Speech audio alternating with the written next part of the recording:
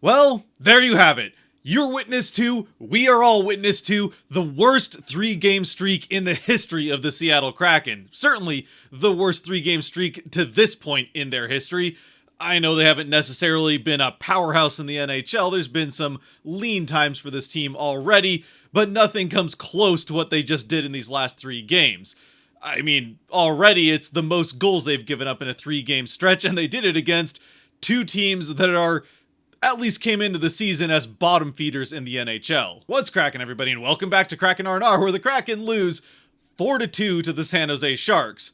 Should be 4-3, but even the officials decided to kick the Kraken while they were down at the end of this horrendous, unexcusable, unacceptable, completely ugly, and a few other words that I won't use to keep this family friendly last 3-game stretch between Anaheim and San Jose. Capping it off, of course, with losing back-to-back games against the Sharks, last year's first overall pick team. A first overall pick, by the way, which they did actually earn. If you didn't watch last season, they were the worst team in the NHL last season, one of the worst teams in league history last season, and while they're better this year, they are still very much a team that the Kraken should be beating without too much trouble, and they just lost twice pretty convincingly. Now, right out of the gate, let's get one thing out of the way, since I know there's going to be a lot of people that are going to want to talk about blowing this thing up and just going all in on the tank for the Kraken. Now, the reality of the situation is that's just not going to happen. The Kraken are in a spot right now where no job is safe, aside from maybe a couple players on the roster, Matty Beniers, Joey Decord, and a couple others.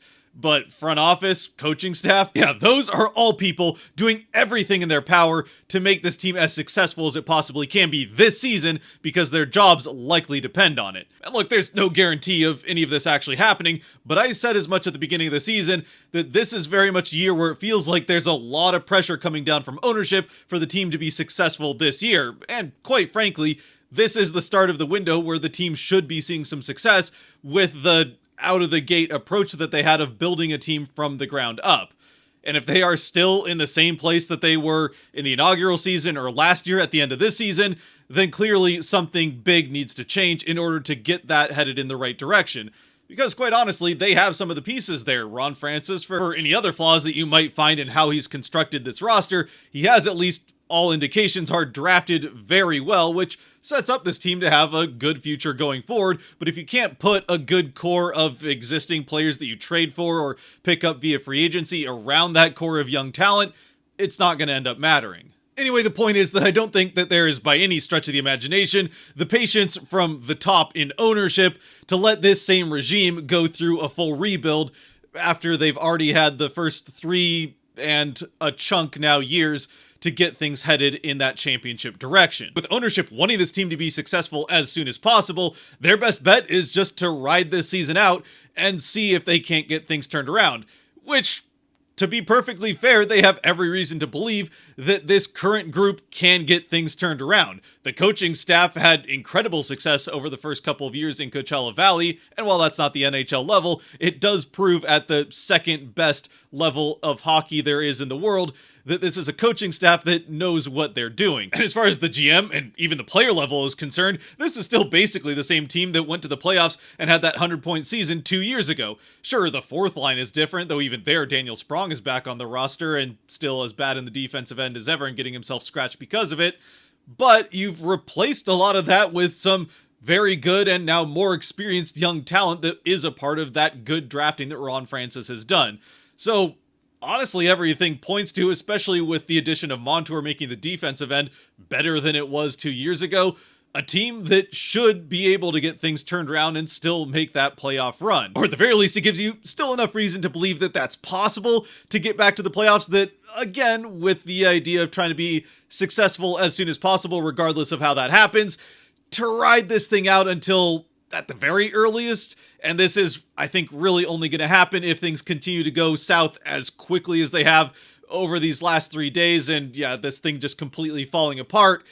The soonest I see it really happening is the end of February as we get close to the trade deadline. Though realistically, the soonest I see big changes happening, like a change in GM, front office, or coaching staff, would be this next offseason. But even if we throw all of that out the window and just for a moment live in a hypothetical fantasy fiction land where the Kraken do just decide to blow things up immediately tomorrow and start anew, well, it turns out that you can't just blow up a team and start all over just like that, with the biggest and most obvious reason being that there's still all sorts of contracts that have to get paid out, played out, or traded, and let's be honest, if things aren't going particularly well for a team at a given point in time, not a lot of those contracts are likely going to be very easy to trade, aside from the guys that are going to be free agents next year. So a team could buy a Yanni Gord or a Brandon Tanev and put them on their fourth or third line as a way to have that good forechecking on their playoff run. But aside from that, there's only one, maybe 2 or 3 contracts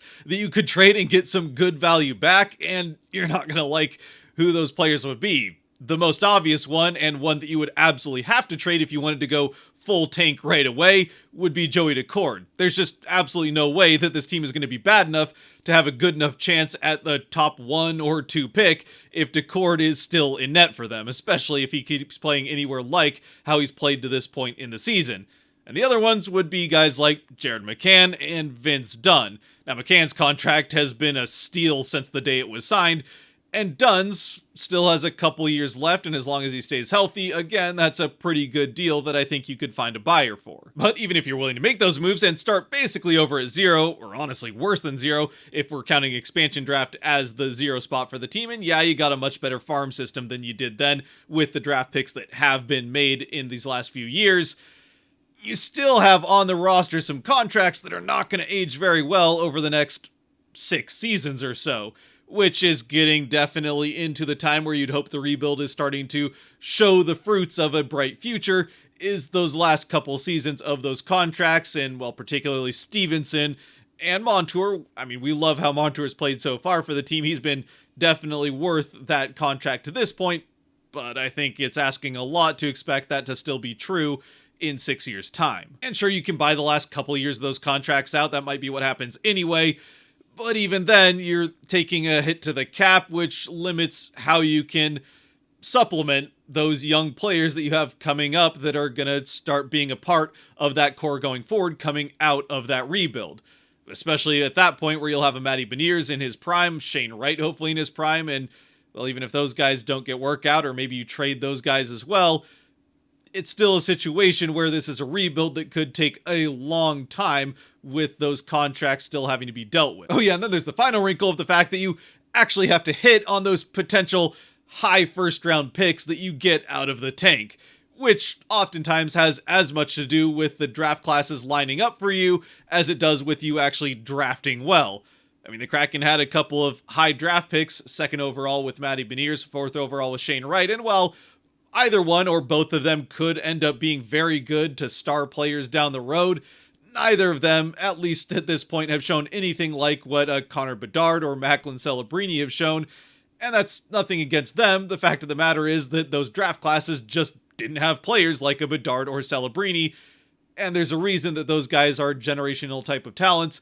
Most draft classes don't have that type of player. Anyway, all that is to say that while it is possible, and maybe there is a dark future where this all leads to a tank and then rebuild for the Kraken, it certainly is not as simple and straightforward as just, well, things aren't going well, so let's blow it up and start all over. Which then brings us back to, unfortunately, where things are right now for this team. A team that is, and there's no other way of putting it, not playing, well, anywhere near their capability, but at times not even playing like an NHL team at all.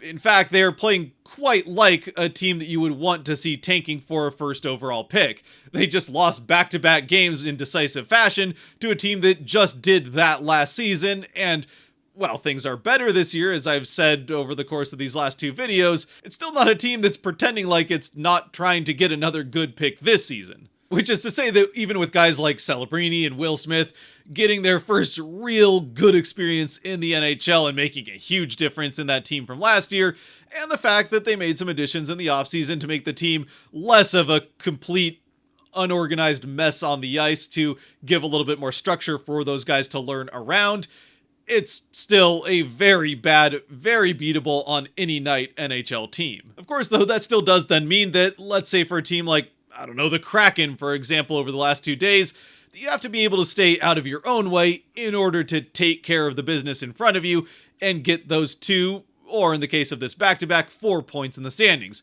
Something that over these last 3 games, and you could make an argument for a little bit before that, the Kraken just have not been able to do.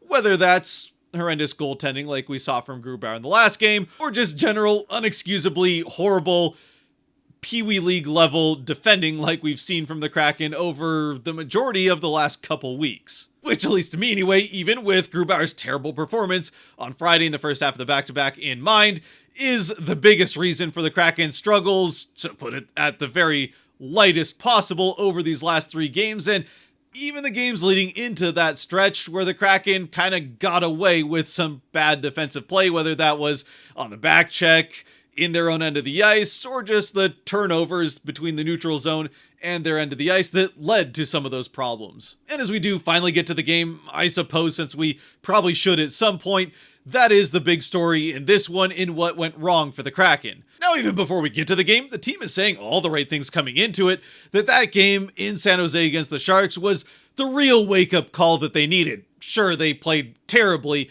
on home ice against the Ducks in the game before that one, but that game against the Sharks was really the one that they needed to get things turned around, realize the mistakes that they were making, and certainly it was a good thing that they were going to get the Sharks the very next night so that they could right those wrongs against the same opponent and get vengeance for that game that they really felt like they left their best out on the ice. Well, wait, no, that's not right. They didn't leave their best on the ice. That's right, they left their best in the locker room and had to find a way to bring their best out onto the ice in this second half of the back-to-back, where they could avenge that loss, not only expose the loss in San Jose the night before against the same Sharks team, but also the loss against the Ducks in their last game at home, where they embarrassed themselves in front of the home crowd. There's no way that they were going to let that happen again. But as it turns out, as we see in the first period, and for the majority of the first half of the second period, this team might as well have been a bunch of toothless chihuahuas for the amount of bark without bite that they had out there. As even after all of this, we know what we did wrong in these last 2 games and we know how to fix it, and this is our opportunity to do so. They come out and are just getting absolutely walked up and down the ice by the Sharks. Honestly, it's a miracle that they don't come out of this first period down more than just 1, as the Sharks do open up the scoring late in the first. And of course, as you would expect from how things are going, this first goal is one that Decord really doesn't have much of a chance on. It just comes off of completely horrendous defending from the Kraken, if you can even call it defending in the first place. They look like 5 guys that have never met each other before in their lives and are just out there trying to figure out hockey together for the first time. As the Sharks come into the offensive end, and somehow, someway, all 5 Kraken players get sucked to the same side of the ice, which leaves a wide open area for a Shark to skate into, have all the time in the world he needs to shoot the puck. He waits until whatever Borgen does here, as he kind of runs into Decord while Decord is completely screened by a Shark player, as once again the Sharks are able to figure out how to get nut front presence while the Kraken are still trying to solve that puzzle, all of which leads to a fairly easy first goal of the game. The same, though, cannot be said about the second goal the Kraken let in early on in the second period, which makes it 2-0 Sharks. It does come pretty much immediately after the second failed power play for the Kraken in the game, as they go 0 for 2 on the power play, though one interesting note here, the Kraken did decide to go with Dunn and Montour, both on the same power play unit, and yes, by the way, Dunn back in the lineup. It's very exciting. We're all very happy that Dunn is back. Unfortunately, it comes in a game where we kind of just wish we had the extra excuse of Dunn still being missing. Unfortunately, though, the truth of the matter is that the Kraken had Dunn back in this game. He played 26 minutes, and they still put out this performance. Anyway, the Kraken fail on that second power play early in the second, which started with a few seconds at the end of the first, so it is one of those power plays broken by an intermission that's less likely to score, but that is still no excuse for, as soon as it ends, the Sharks coming down the ice, getting an open chance, and this is one that Decord just has to have. It's a soft goal to let in, and maybe there was a little bit of a screen or a moving screen as the shot comes off, but I think Decord again would be the first one to tell you this is a save he needs to make. So again, for the second day in a row, not an ideal start against a team that you should be able to get off to much better starts against, but it's still the Sharks. You're more than capable, if you can pull things together, of coming back from a multi-goal deficit to beat this team. Not that you showed that in the game previous, But talent-wise, you're definitely more than capable of still winning this game, as long as you don't allow 2 quick goals in the middle of the second period like you did in the previous one.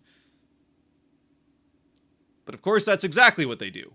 Now sure, with the third one, if you were to isolate these goals and take away the context of what's happened in this game or the games previous, it's one that you can probably chalk up mostly to just some bad luck. It's a shot from well out that misses the net, or maybe Decord gets a piece of it, sends it behind the net, it goes off the end boards, off the side of the net after hitting the end boards, and then right out to a wide open Shark player on the far side. Decord doesn't have much of a chance. As long as he hits the net from a tight angle, it's a goal. He does, it's 3-0 Sharks.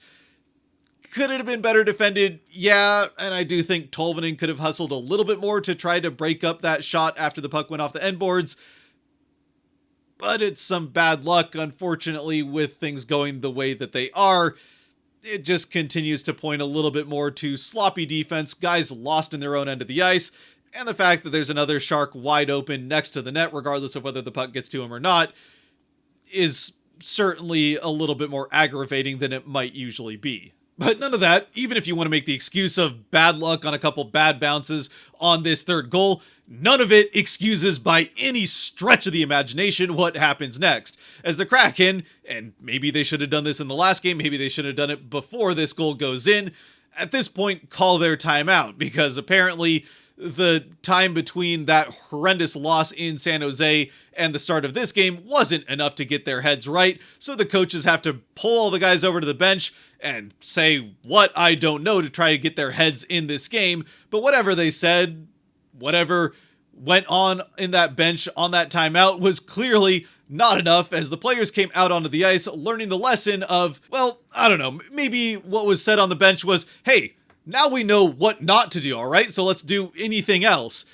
And it appears that the message they took away from that was, we know what not to do, so let's go ahead and do that immediately again. As right off the face-off, maybe back and forth for a couple seconds, but we start in the Sharks' end of the ice, and before you know it, it's a 3-on-1, which turns into a 2-on-1 break back the other way. The pass gets through Alexiak, and when a pass gets across on a 2-on-1, you know has a good chance to score. Decord tries to dive to the far side, but there's nothing he can do. The shot is behind him before he can get to that side. It's 4-0 Sharks, just seconds after the Kraken went down 3-0, and then took a timeout to try to get things righted. I mean, it's just... You could hardly write a better script for a complete collapse from an NHL team than this being the culmination of the last 3 games, and then leading to going down 3-0 to the team, one of the worst teams in the NHL that you just lost to 8-5 the night before. You talk all this good game about coming in, using this as the get right game, all that stuff I said earlier, learning from those lessons, getting a chance to exercise those demons from that game before, and then you immediately go down 3-0, have a timeout to somehow try to get that mindset reestablished so you can get back into the game, and within 30 seconds you give up the 4th goal. And not from anything that your goaltender did. He did absolutely everything he possibly could have to make some sort of miracle highlight reel save. You just literally, for the 3rd time in the game, handed the other team a goal. And look, I've not really given the Sharks much credit at all over these last 2 games, in spite of them beating the Kraken in both of them, and handily at that. So I suppose I've got to give some credit where it's due.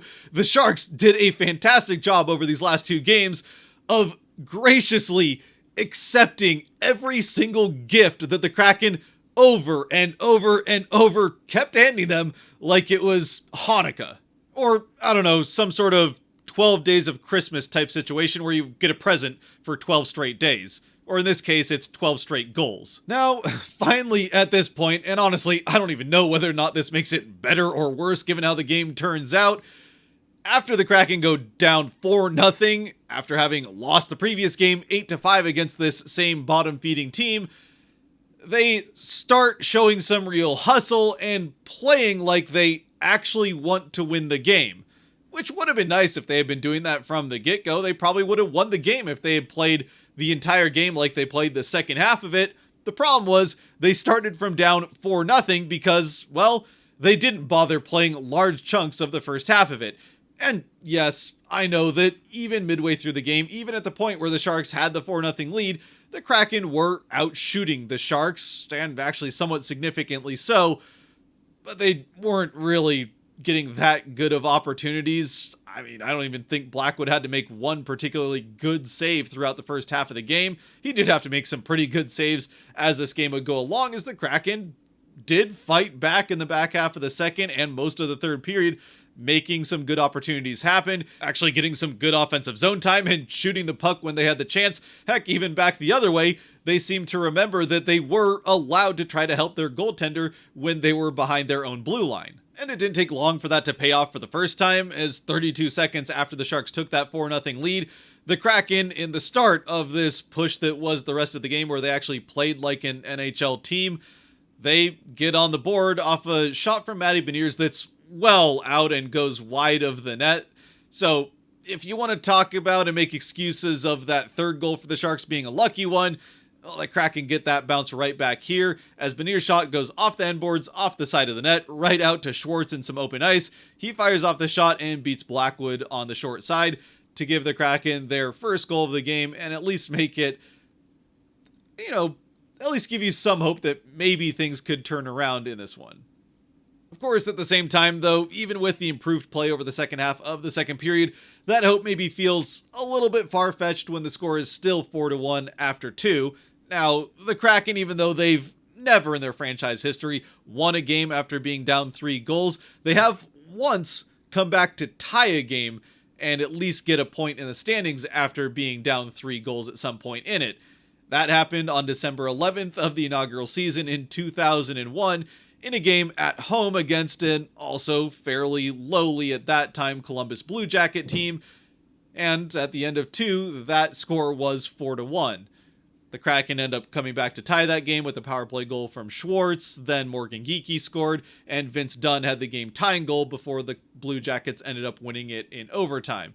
And I won't lie, maybe out of self-preservation or just trying to have a positive mentality, I came into that third period with the ever so slight sliver of hope that maybe there was some sort of divine intervention, hockey gods, whatever you want to call it, that a similar thing might play out, that even though Schwartz got his goal in the first period and the fourth goal for the Kraken that game came from McCann, that either Schwartz or McCann would score the first goal for the Kraken. And then although Geekie's obviously not on the team anymore, this was the first game since Geekie left the Kraken that they had someone number 67 on the roster, as Mitchell Stevens plays his first game for the Kraken and wears number 67. And then of course it also turns out to be Dunn's return to the lineup. So, I mean, it was all right there. The script was perfect for some sort of incredible sequence of events to happen to once again have that comeback against a team that, just like with that game against Columbus, the Kraken really had no business being down 4-1 going into the third against in the first place, come back and tie it. And yeah, it still would have been really disappointing, and we would have had a lot of these same discussions if the Kraken had still lost that in overtime. Heck, we might have had some of the same discussions if the Kraken had just gone to overtime against the Sharks in the first place, but you take what you're given. And in the end, obviously, not much of that ends up happening. Halfway through the third period, the Kraken do get their second goal, and it does come from Jared McCann. So the dream was still alive. It wasn't a power play goal like the one that happened in that game against Columbus in 2021. But McCann scores, Schwartz had scored. Those were the first 2 goals. So now you just need Stevens to score with number 67 on his back and then Dunn to tie it. Obviously, none of that ends up happening, though. The Kraken do eventually go empty net. And while they don't allow an empty net goal, they do actually end up scoring on the empty net. Matty Beniers makes it 4-3 Kraken with just 7 seconds left. So, yeah, barring a miracle, which I guess for what it's worth, Beniers has scored in 7 seconds from center ice before, that overtime winner against the Capitals a couple years back. But yeah, barring a miracle, they still weren't going to get any different of a result than the Sharks winning in regulation. Still, it's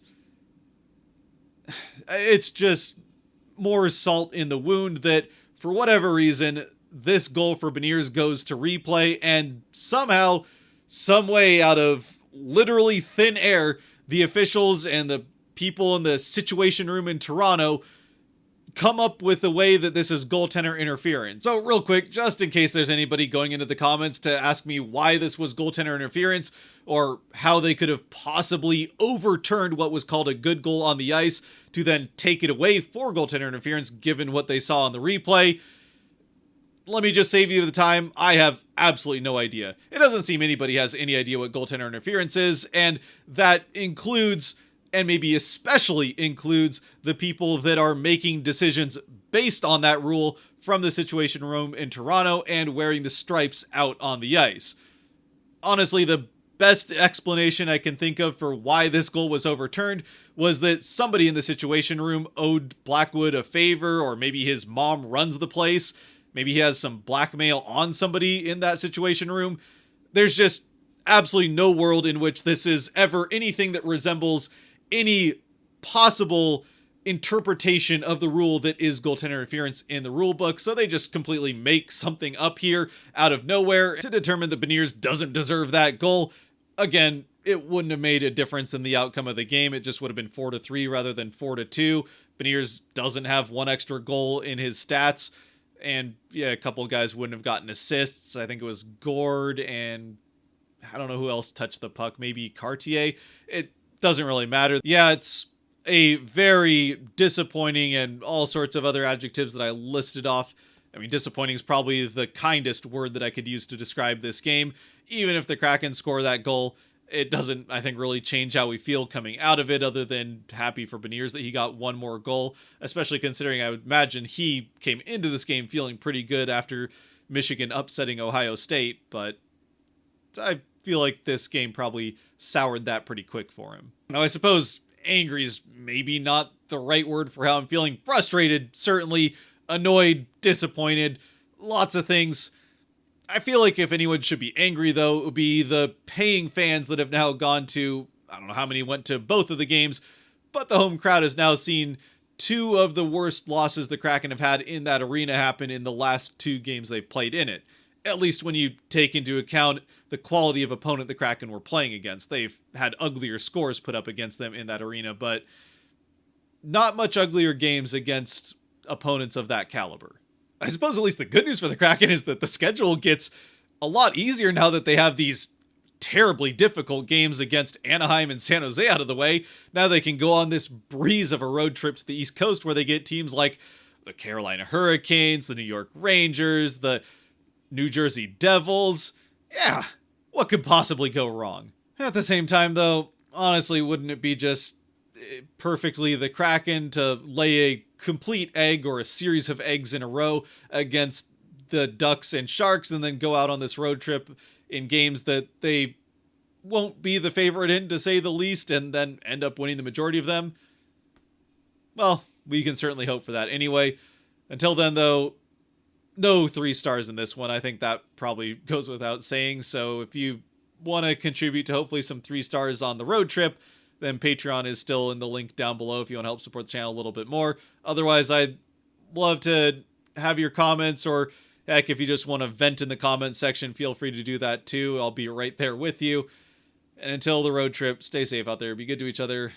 God bless, and go Kraken.